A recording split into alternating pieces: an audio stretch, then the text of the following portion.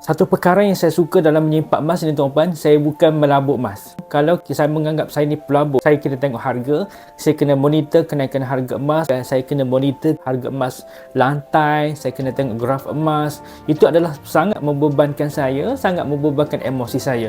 Tapi saya meletakkan diri saya ni sebagai penyimpan emas. Saya tertengok harga pun bila saya nak menampung emas. Yang penting grade emas saya sentiasa meningkat setiap bulan. Antara perkara penting sebagai penyimpan emas adalah dia konsisten menyimpan. Tak kira berapa bajet setiap bulan, tapi yang penting konsisten. Kalau mampu konsisten RM100 sebulan, konsisten RM100 sebulan. Harga emas naik ke, harga emas turun ke, itu tidak memberi kesan kepada tabungan emas dia. Dapat gaji setiap bulan, dia alihkan siap-siap.